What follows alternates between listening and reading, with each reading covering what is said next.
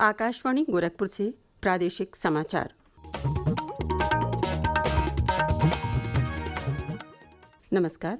समाचार बुलेटिन के साथ मैं सुषमा श्रीवास्तव। पहले मुख्य समाचार। संसद का मॉनसून सत्र कल से हुआ शुरू। प्रधानमंत्री नरेंद्र मोदी ने कहा, सरकार सार्थक चर्चा और सभी प्रश्नों का उत्तर देने के लिए है तैयार।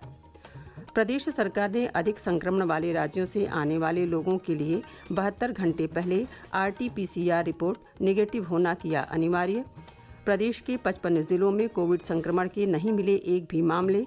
सक्रिय मामलों की संख्या घटकर हुई 1188 और प्रदेश के विभिन्न जिलों में हुई अलग अलग दुर्घटनाओं में 14 की मौत, 13 अन्य घायल।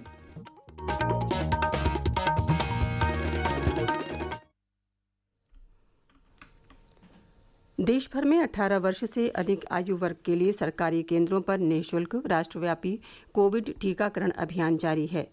युवाओं से आग्रह है कि कोविड से बचाव का टीका लगवाएं और अन्य लोगों को भी इसके लिए प्रोत्साहित करें। जब तक जरूरी न हो, घर से बाहर न निकलें और सुरक्षा के 3 सरल उपायों का पालन करें।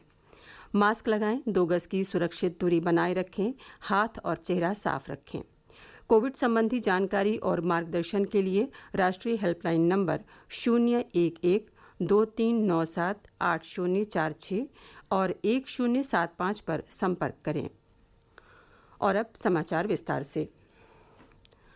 संसद का मॉनसून सत्र कल हंगामे के साथ शुरू हुआ। विभिन्न मुद्दों पर विपक्ष के हंगामे के बाद लोकसभा और राज्यसभा की कार्यवाही दिन भर के लिए स्थगित कर दी गई। इससे पहले महंगाई और किसानों सहित विभिन्न मुद्दों पर दोनों सदनों की कार्यवाही बार बार स्थगित करनी पड़ी।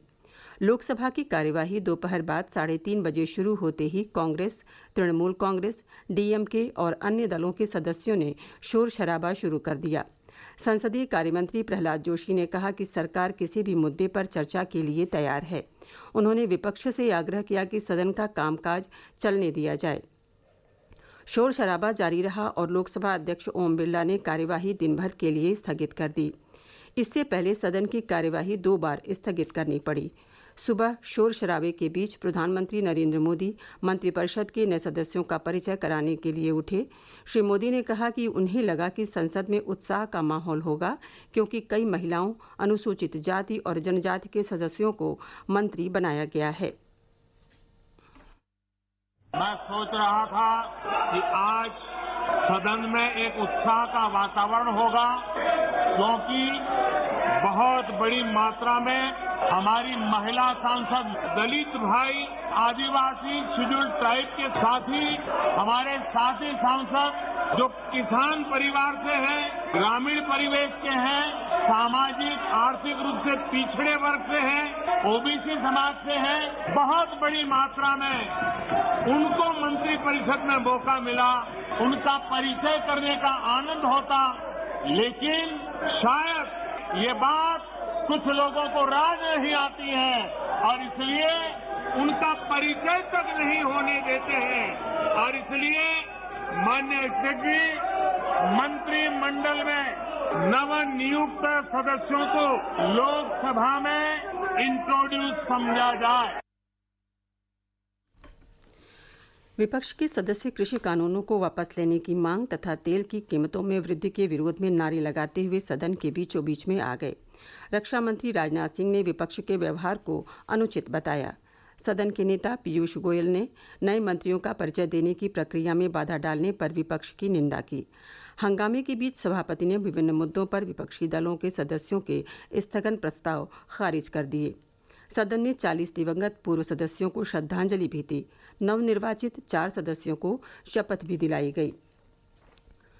प्रधानमंत्री नरेंद्र मोदी ने कहा है कि संसद के मॉनसून सत्र के दौरान सरकार सार्थक चर्चा और सभी प्रश्नों के उत्तर देने के लिए तैयार है। सत्र से पहले संसद के बाहर श्री मोदी ने सभी सांसदों और राजनीतिक दलों से सदन में कठिन से कठिनतम प्रश्न पूछने का आग्रह किया था। अल्पसंख्यक मामलों के मंत्री मुख्तार अब्बास नकवी को राज्यसभा में सदन का उपनेता नियुक्त किया गया है। वे वाणिज्य और उद्योग मंत्री पीयूष गोयल का स्थान लेंगे, जिन्हें अब राज्यसभा में सदन का नेता बनाया गया है।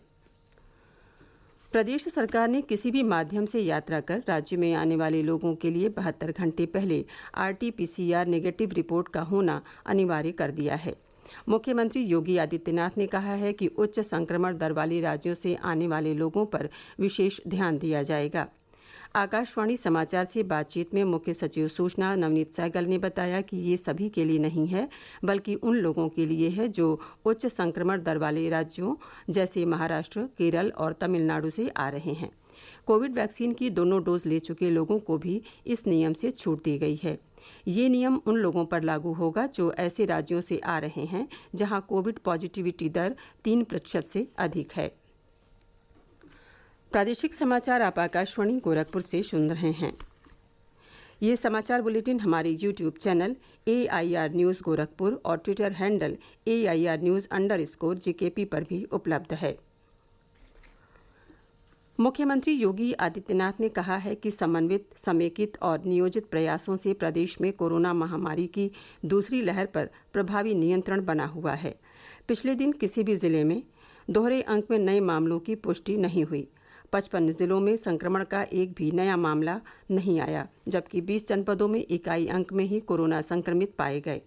मुख्यमंत्री कल लखनऊ में कोविड-19 प्रबंधन के लिए गठित टीम 9 की बैठक को संबोधित कर रहे थे। उन्होंने बताया कि वर्तमान में प्रदेश में सक्रिय कोविड मामलों की संख्या केवल 1188 रह गई है। पिछले 24 घंटे में 2,18,725 कोविड नमूनों की जांच की गई और उसमें से केवल 40 नमूनों में ही कोरोना संक्रमण की पुष्टि हुई। उन्होंने बताया कि प्रदेश में कोरोना की रिकवरी दर 98.6% पहुंच गई है। मुख्यमंत्री ने बताया कि प्रदेश में कोविड टीकाकरण का कार्य सुचारू रूप से चल रहा है। अब तक 4,03,69,000 से अधिक लोगों को टीका लगाया जा चुका है। ये किसी भी एक राज्य द्वारा किया गया सर्वाधिक टीकाकरण है। मुख्यमंत्री ने टीकाकरण को और तेज किए जाने की आवश्यकता पर जोर दिया और कहा कि इसके लिए पंजीकरण की ऑनलाइन प्रक्रिया को प्रोत्साहित किया जाए। प्रदेश में समेकित रूप से GI उत्पादकों की विभिन्न समस्याओं के समाधान, ब्रांडिंग तथा मार्केटिंग के माध्यम से उत्पादों के निर्यात को बढ़ावा देने के लिए एक राज्य स्तरीय GI बोर्ड का गठन किया जाएगा। बोर्ड की अध्यक्षता प्रदेश के मुख्य सचिव करेंगे। ये निर्णय मुख्य सचिव राजेंद्र कुमार तिवारी की अध्यक्षता में कल लखनऊ में आयोजित GI उत्पादों के विकास के लिए आयोजित बैठक में लिया गया। बैठक में मुख्य सचिव ने बताया कि ये बोर्ड प्रदेश के GI उत्पादों के विकास के संबंध में नियमित समीक्षा बैठक करेगा। बोर्ड के कार्यों का निष्पादन निर्यात प्रोत्साहन ब्यूरो द्वारा किया जाएगा। प्रदेश सरकार ने कल उच्चतम न्यायालय को जानकारी दी कि उसने इस वर्ष कांवड़ यात्रा पूरी तरह रद्द कर दी है। राज्य सरकार ने ये भी कहा कि कोविड महामारी को ध्यान में रखते हुए सभी कांवड़ संघ इस निर्णय से सहमत हैं। प्रदेश सरकार ने महामारी के कारण लगातार दूसरे वर्ष कांवड़ यात्रा रद्द कर दी है। दिल्ली और उत्तराखंड ने पहले ही कांवड़ यात्रा रद्द कर दी थी। प्रदेश के विभिन्न जिलों में कल हुई अलग अलग दुर्घटनाओं में 14 लोगों की मौत हो गई, जबकि 13 अन्य गंभीर रूप से घायल हो गए। संभल जिले के बहजोई क्षेत्र में एक तेज रफ्तार बस ने कल सड़क के किनारे खड़े बारातियों को कुचल दिया, जिससे 7 बारातियों की मौत हो गई, जबकि 10 अन्य घायल हो गए। कासगंज में कल विवाह समारोह से लौट रही एक कार एक पेड़ से टकरा गई, जिससे कार में सवार दूल्हे सहित 4 लोगों की मौत हो गई, जबकि 3 अन्य गंभीर रूप से घायल हो गए।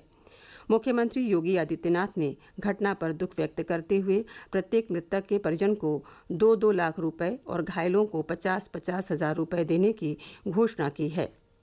उधर मेरठ के परीक्षितगढ़ तहसील के ऐची खुर्द गांव में कल करंट लगने से 3 लोगों की मौत होने की खबर है।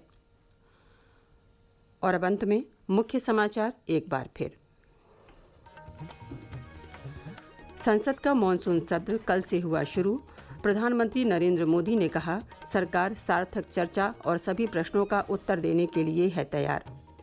प्रदेश सरकार ने अधिक संक्रमण वाले राज्यों से आने वाले लोगों के लिए 72 घंटे पहले RT-PCR रिपोर्ट नेगेटिव होना किया अनिवार्य। प्रदेश के 55 जिलों में कोविड संक्रमण के नहीं मिले एक भी मामले। सक्रिय मामलों की संख्या घटकर हुई 1188 और प्रदेश के विभिन्न जिलों में हुई अलग अलग दुर्घटनाओं में 14 की मौत, 13 अन्य घायल। इसी के साथ प्रादेशिक समाचारों का ये बुलेटिन समाप्त हुआ। नमस्कार।